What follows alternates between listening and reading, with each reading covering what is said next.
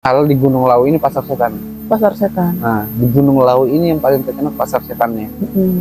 Nah, barang siapa yang masuk di pasar setan itu jarang yang kembali. Oke. Hari hanya tiba, kamu harus serahkan apa yang kamu sudah perjanjikan dulu. Oke. Berarti nanti dia merasakan kekayaan dulu, kemudian tumbanya diambil atau secara bersamaan. Ada yang begini, ada yang bersamaan, ada yang duluan diambil hartanya, baru diambil tumbalnya.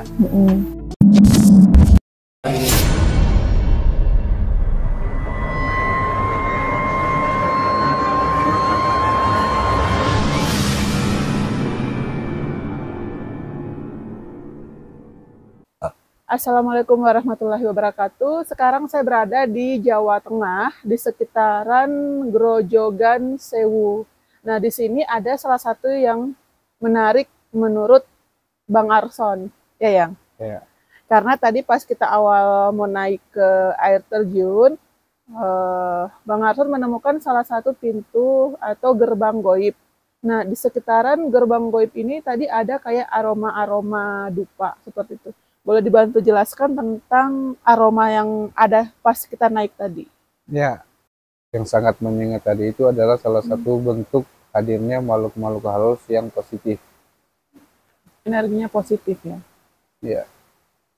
Kenapa positif? Karena wangi yang ditimbulkan itu sangat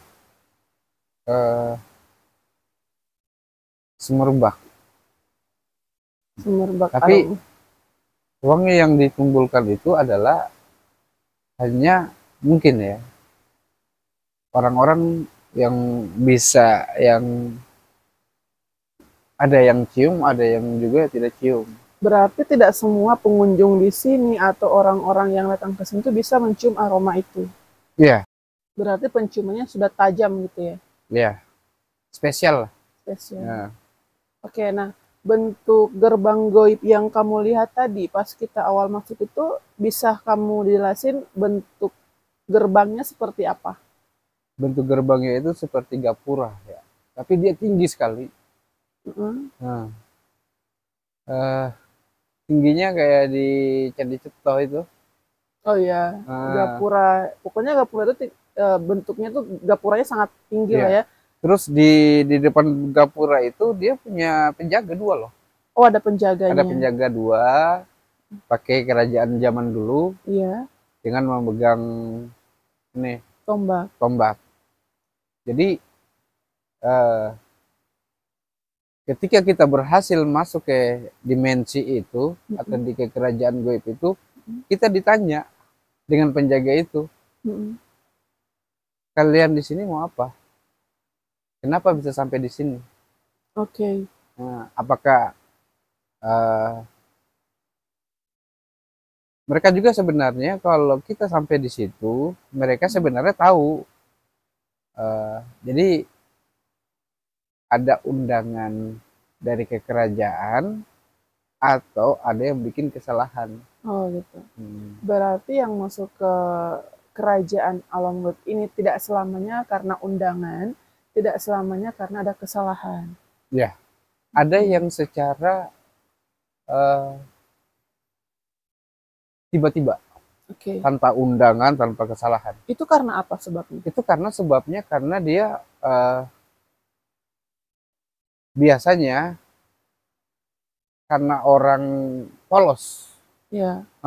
Jadi secara tiba-tiba dia masuk aja di dalam kerajaan itu. Berarti dia dalam keadaan tidak sadar masuk ke dalam kerajaan itu. Dalam kerajaan itu. Makanya ditanya sama penjaga-penjaga itu, mau apa kamu di sini? Kenapa kamu bisa sampai di sini? Apa yang menyebabkan kamu sampai ke sini? Nah, kalau faktor yang dua tadi baik sama buruk, ada undangan dan ada keburukan, ada kesalahan yang mereka lakukan. Kesalahan itu misalnya seperti apa? Nah, kesalahan yang mereka lakukan pertama, membawa embel-embel atau yang tidak baik di dalam dirinya. Kedua, ada rasa kesombongan yang muncul di dalam dirinya karena ibarat kata pengen menantang penghuni-penghuni atau makhluk-makhluk yang ada di dalam wilayah itu tersendiri. Oke, jadi kayak macam takabur, dia menantang, Ah, saya ini sama kalian, kayak ya, gitu. Nah, jadi biasanya yang begitu langsung dia tidak pakai lama, langsung hilang. Bluk. oke. Jadi kalau main dia jalan rame-rame, main jalan ini rame-rame, Hmm, langsung hilang dia sendiri. sendiri. Ibarat kata tersesat, saya tersesat kemana nih? Padahal nanti dia ketemu dengan eh, apa namanya? Para penjaga-penjaga yang berada di alam gaib itu. Iya, Oke, gitu. kan semua orang yang masuk di kerajaan atau di alam gaib dalam keadaan tidak sadar, ini apa semuanya bisa keluar? Ada yang bisa keluar dan Hmm, ada yang tidak. Ada yang kesalahan fatal. hmm, Nah, kalau kesalahan fatal ini dia tidak bisa keluar ya. hmm. Otomatis walaupun dia bisa keluar dengan kesalahan fatal ini, tapi Dalam jasadnya ditemukan dalam keadaan sudah tidak bernyawa. hmm, Jadi cuman yang ditemukan cuman jasad. Jadi sukmanya ditahan oke. karena ibarat kata dengan dia songong begitu, dia jadi ditahan di situ. Oke. Ada berapa macam sih orang yang sudah berhasil keluar dari kerajaan atau dari alam gaib? Ada kan yang keluar nih, jasadnya ditemukan tapi sudah dalam keadaan tidak bernyawa. Apa ada yang masih bisa lolos dalam keadaan bernyawa? Masih pertama, kenapa dia lolos dalam keadaan baik-baik saja? Pertama tadi undangan. Iya. Kedua, karena tersesat. Mm-mm. Tersesat itu jadi ada yang bantuin buat keluar. Terus Oke. doa teman-temannya, Ya, doa orang tuanya, jadi dia bisa keluar. berarti waktu yang paling lama ini adanya di alam gaib atau di alam nyata ini sebenarnya. Alam nyata, Alam nyata. alam nyata. Jadi perbandingan kayak misal di alam gaib ini orang merasa dirinya sudah hilang beberapa minggu. Ya, Tapi setelah balik ke alam nyata, ke berbulan-bulan. sudah Ya, berbulan-bulan. ke berbulan-bulan hilangnya. Makanya kebanyakan orang yang hilang di alam gaib itu dinyatakan secara ininya sudah meninggal. Sudah meninggal. Nah, padahal dicek lagi sama orang-orang yang Bisa orang-orang atau spiritual, orang-orang spiritual nah, itu masih hidup. untuk hidup. Hmm, ini Cuma maaf Bang, semua orang yang masuk ke alam gaib itu apa harus ada bantuan orang untuk keluar atau dia bisa keluar dengan sendirinya? harus ada bantuan. Atau ada bantuan? Nah, dari makhluk goib juga sendiri dan dari orang itu sendiri, dari orang lain. Kenapa dari makhluk goib? Karena ada makhluk goib juga yang baik. No. Jadi yang menghantarkan dia untuk eh, pulang. Oke. Hmm, Berarti tidak semua makhluk yang berada di alam gaib itu eh, negatif. Ada Negatif. yang masih bersifat positif. Ya, makanya saya berada di lokasi yang kita duduk ini, kita berada di tempat ini adalah salah satu pintu menuju gerbang menuju alam goib. Gerbang berarti ada sekitaran sini ya. Iya, ini, sekitaran sini. Nah jadi Dan itu kerajaan yang ada di sana itu sangat megah, ya megah sekali. Jadi kerajaan-kerajaan yang ada di alam goib itu sangat megah-megah sekali. Dan ada juga perkampungan, ada juga, memang kalau dibilang kerajaannya sangat megah. Tapi ada juga pedesaan perkampungan begitu. yang namanya pedesaan jin, perkampungan jin, kayak gitu ya, yang pasar jin. Pasar itu jin, pasar setan. Pasar setan. Itu orang kebanyakan temukan yang pasar jin, perkampungan itu di kayak sekitaran gunung-gunung kayak gitu ya. Nah, yang paling terkenal di Gunung Lawu ini pasar setan. Pasar setan. Nah, di Gunung Lawu ini yang paling terkenal pasar setannya. Nah, barang siapa yang masuk di pasar setan itu jarang yang kembali. Oh. Pasti dia akan selamanya ada di alam itu. Alam itu. Tapi kalau umpamanya dia ada yang bantuin, bisa dia bisa. balik. Tapi dalam keadaan masih bernyawa atau masih hidup atau sudah tidak lagi, maksudnya tinggal jenazahnya yang tiba-tiba muncul. Eh, ada yang emang jasadnya tinggal jasadnya, tapi ada juga yang hidup. Ada yang meninggal, ada yang hidup. Tapi itu biasanya ditemukan di pohon yang paling besar, Pohon besar. di bawah pohon yang paling besar. Dia ada di bawahnya, karena ada gerbang juga dari pasar setan itu menuju ke gerbang ke dari alam nyata menuju ke pasar setan itu ada gerbang juga. Ada Ya, gerbang berarti juga. melalui gerbang di tengah-tengah itu ya. Ya, Berarti gerbang alam nyata dengan alam goib. alam goib. Saat ada orang yang membantu, dia akan keluar melalui gerbang-gerbang ini Nah, juga. gerbang-gerbang itu. Cuman karena di sini gerbang itu kan banyak, bukan Iya. cuma satu. Baik, berarti bisa saja orang, misal dia masuk ke gerbang lewat sini, bisa saja dia keluar melalui gerbang lain Lewat atau gerbang lain. bisa seperti itu. Bisa. Bisa dia apa namanya melalui karena beberapa gerbang itu bisa kita tembus kemana saja. Umpamanya kita masuknya dari sini, bisa kita tembus di Candi Cetok Iya, atau Candi Suku, karena namanya gerbang goib bisa tembus kemana kemana saja. saja. Bisa juga dari Gunung Lawu tembusnya di Gunung Salak. Oh iya, Dari Gunung Lawu bisa tembusnya Gunung Merapi. iya. Nah, itu dia. Dari Gunung Lawu bisa tembusnya di Gunung Merbabu. Nah, karena dimensi itu kan nggak ada ruang dan waktu. Artinya cepat. Iya, Jadi ketika kita kita masuk dari sini, tiba-tiba kok saya sudah ada di Cirebon, sudah ada di Bandung, sudah ada di Bogor, sudah ada di pokoknya yang penting di sekitaran gunung itu. nah sama kisahnya dulu ada pendaki, dia mendaki di daerah Jakarta. Di Jakarta. Dari Jakarta pendakinya. Ya, pendakinya. Dia merasa dirinya ini baru sekitar 2 mingguan mendaki. Tiba-tiba dia, berarti ini pendaki itu ceritanya masuk ke alam goib. Dia merasa baru sekitar 2 mingguan. Tiba-tiba dia keluar dari alam goib itu, dia muncul di daerah Cirebon. Ya. Nah, pada saat sampai di rumahnya, mereka sudah dianggap meninggal karena informasi dari keluarganya, mereka ini sudah pergi berbulan-bulan lamanya, tidak kembali. Ya. Padahal dia merasa dirinya ini tuh baru sekitar 2 minggu. Ya, itu karena dimensi yang mereka laluin itu ibarat katanya itu cepat. Iya. Ya.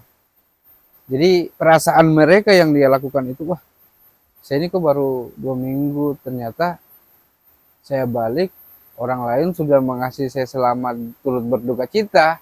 Iya. Karena sudah beberapa bulan saya hilang di gunung ini. Makanya contoh dari Gunung Salak atau dari Gunung Lawu ini, dia hilang tapi ditemukan orang lain sudah tahlilan. Iya, benar. Ya, kan?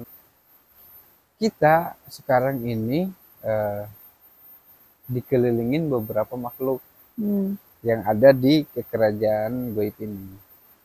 Nah, makhluk-makhluk inilah yang dari tadi memantau kita. Saya tadi apa ya? Ya ibarat kata saya punya bentrokan sedikit tadi. Itu bentrok yang itu saya nggak tahu. Maunya ketawa tadi sudah mulai sedih lagi tuh. Tapi kenapa? Saya baru rasakan sekarang ini. Saya nggak tahu. Ini saya baru rasakan sekarang ini. Beberapa tahun itu saya nggak pernah rasa yang kayak gini.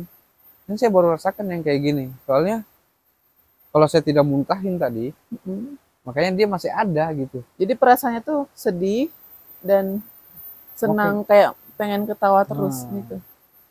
Tapi awalnya tadi saya ketawa dulu. Saya mau ngomong apa, tapi saya pengen ketawa aja, pengen ketawa. Nah, itu apa itu yang seperti itu? Itu biasanya adalah salah satu bentuk bentrokan energi. Mm-mm. Makanya saya netralin sendiri, kan saya bisa apa namanya, saya baca sholawat. Alhamdulillah tadi ada muntah sedikit, ya kan? Itu bentrokan dari makhluk-makhluk yang negatif. Mm. Nah, dan makhluk-makhluk yang positif yang sekarang ini, yang lagi, karena kita kan berada di titik paling apa ya, titik paling Paling angker, paling pintu masuk langsung. paling langsung di gerbangnya, di daerah Gerbangnya. sini. Emang suasananya begini, tapi di alam sana beda. Oke. Makanya nggak mungkin lah kalau umpamanya saya diajak mereka-mereka yang ada di sini ke alam gaib, masa saya mau tinggalin sendiri, kan nggak mungkin. Makanya saya baku lawan biar mereka nggak ngajak saya pergi ke alamnya mereka. Biarlah secara ininya saja, nanti aja lah, kapan-kapan baru dia, nanti di rumah dulu kah baru diajak gitu. Kalau di sini kan berbahaya. Ya, makanya beberapa makhluk-makhluk yang ada di sekeliling kita ini adalah memperhatikan kita dengan, ada yang memperhatikan kita dengan baik, ada yang memperhatikan kita dengan buruk. Yang penting kita tidak pernah melakukan hal-hal yang apa namanya, yang tidak baik di bawah kaki Gunung Lawu ini. Jadi kita cuma datang berwisata. Iya. Kita datang cuma berwisata, nikmati pemandangan air terjun, ya kan, menikmati air-air yang mengalir, sangat indah. Oke, jadi tujuan kita awalnya ke sini tuh untuk menikmati keindahan dari Grojogan Sewu. Ya. Nah, tapi setelah kita naik menuju ke air terjunnya, tiba-tiba merasakan gerbang goibnya ya, melihat ada gerbang goibnya. Ya. Nah, jadi tadi yang kita bahas barusan perihal gerbang goib yang ada di Grojogan Sewu ini. Jadi emang sih apa ya, kayak terhambur begitu ya perjalanan kita punya cerita ini ya. Iya. Karena emang terganggu dengan banyaknya hal-hal yang negatif. Nah di sini juga sudah mulai lagi, nanti ini sudah saya mulai mencium aroma dupa lagi, sangat wangi sekali. Ini seperti dupa apa ya?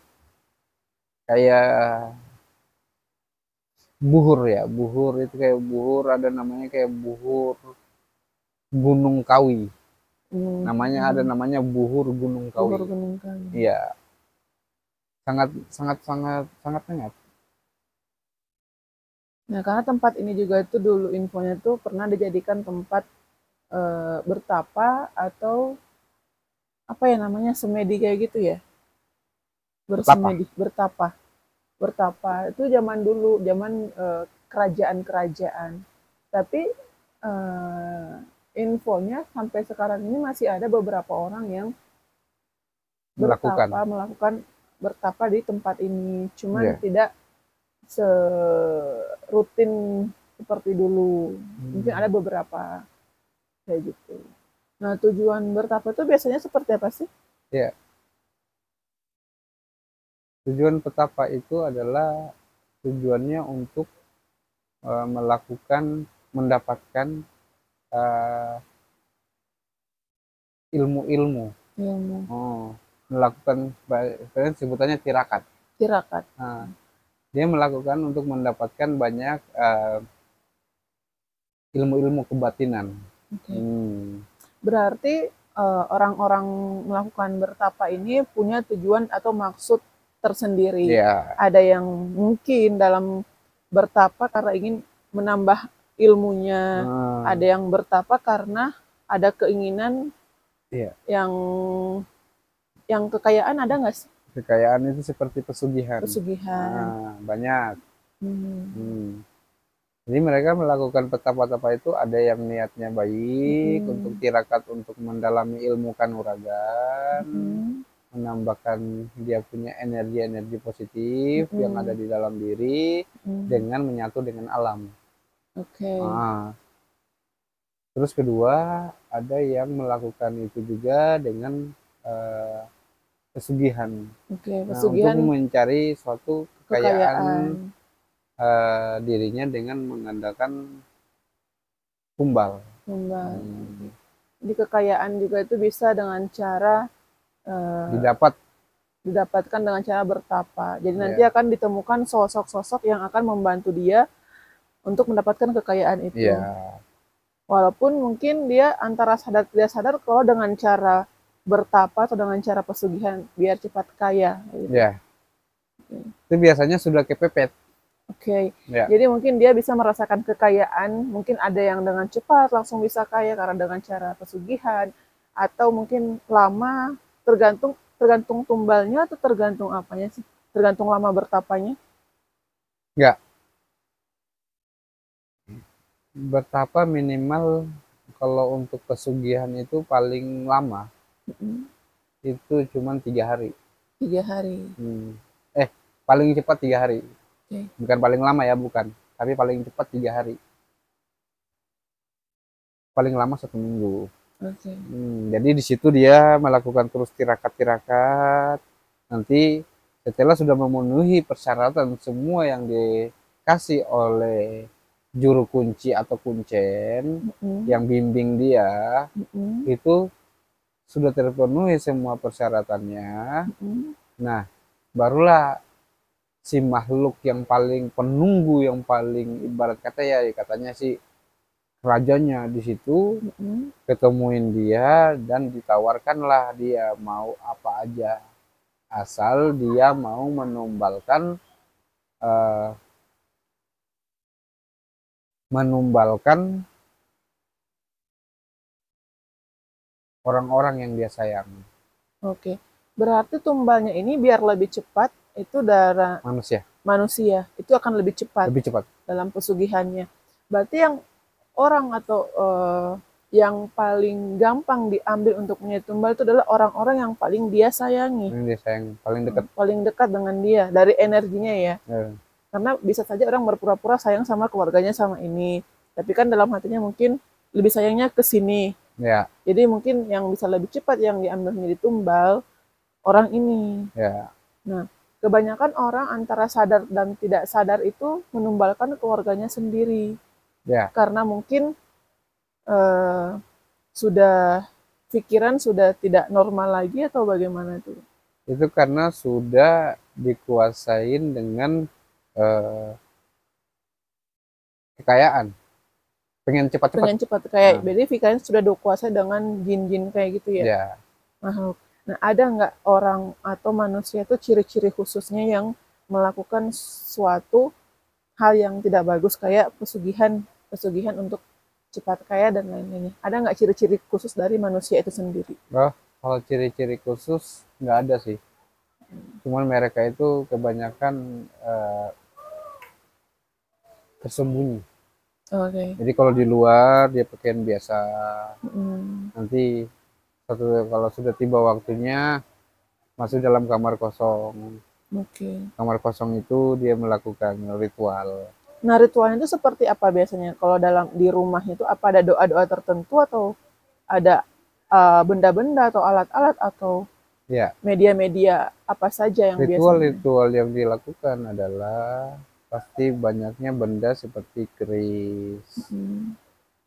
kemenyan, terus eh, nama yang akan ditumbalkan. Ya, kan ibarat kata 1 tahun, 2 tahun, 3 tahun nih. Tergantung yang dia lakukan berapa tahun dia mau ambil. Oke. Ada yang 5 tahun, ada yang 10 tahun, Hmm. ada yang lama juga.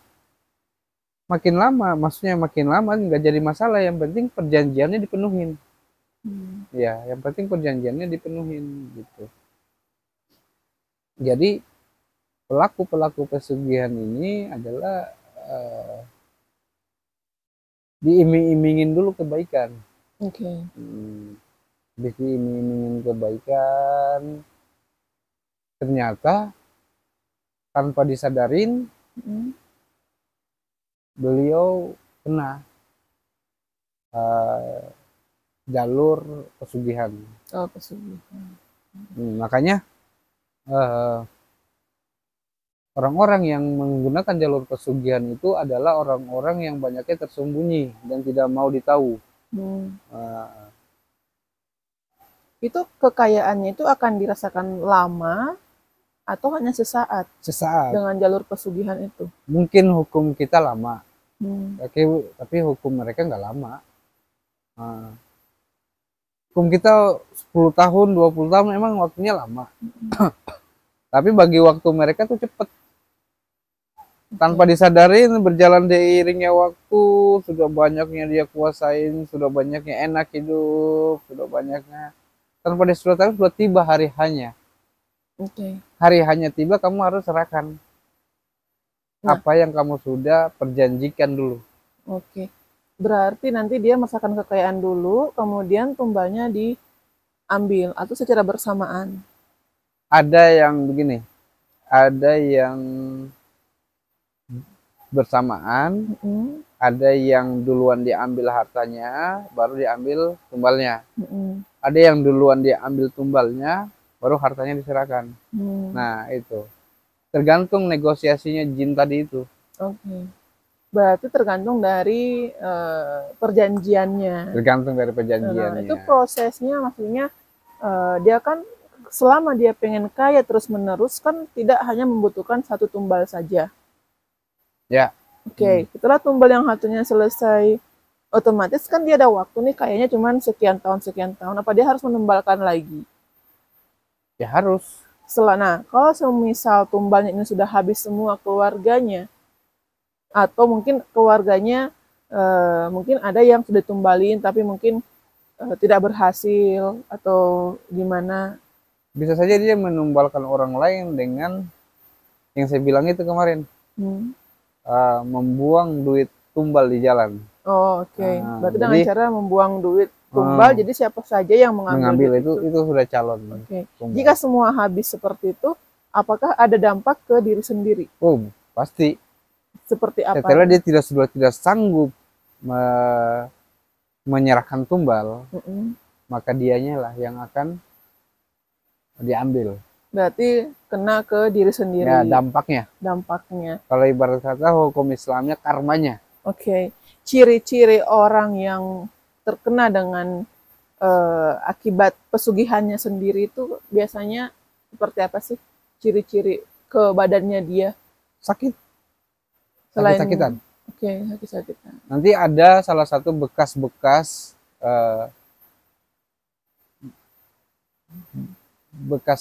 seperti biru. Biasanya bekas biru itu ada di sini belakang.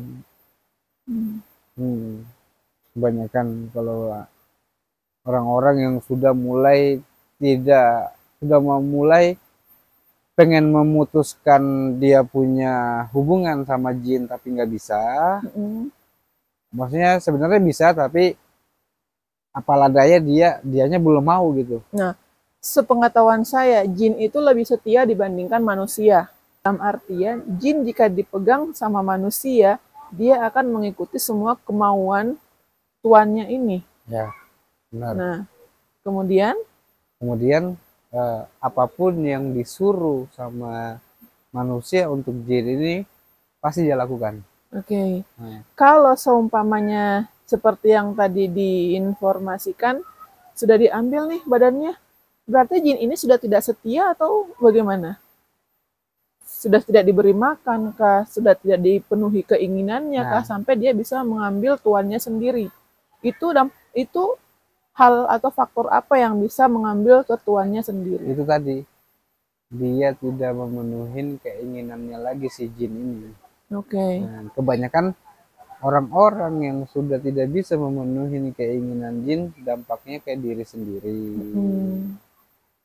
Memang awal-awalnya tuh enak, dikasih terus, dikasih umpan terus, dikasih makan terus. Tapi setelah pasti kita punya rasa lelah dalam Nah, berhubungan sama mereka itu. Karena apa yang rasa lelahnya? Kita mengorbankan orang-orang yang kami tidak tahu, yang mereka tidak tahu bahwa itu korbannya adalah itu.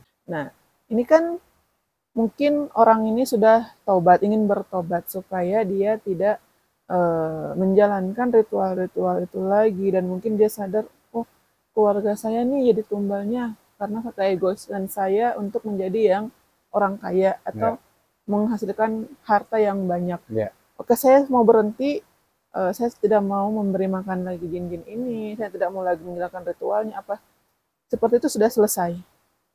nggak bisa. Harus ada proses-proses yang harus dilakukan. Berarti prosesnya masih panjang untuk pemutusan. Pemutusan Biasanya seperti apa? harus dengan proses-proses yang cukup, ya ibaratnya agak lama lah gitu. Jadi karena Berarti tidak segampang itu, harus pemutusan itu tidak segampang oke, itu. dia kan orang kan bisa menerima langsung nih. Nih, kamu tinggal menjalankan ini, kamu sekian hari udah langsung mendapatkan apa yang diinginkan. Jadi pemutusan itu tidak sama dengan waktu cara dia mendapatkan, Tidak, tidak sama. tidak sama. Karena kenapa tidak sama? Di sini proses untuk pemutusan itu adalah taruhannya adalah nyawa pemutusan itu. Mm.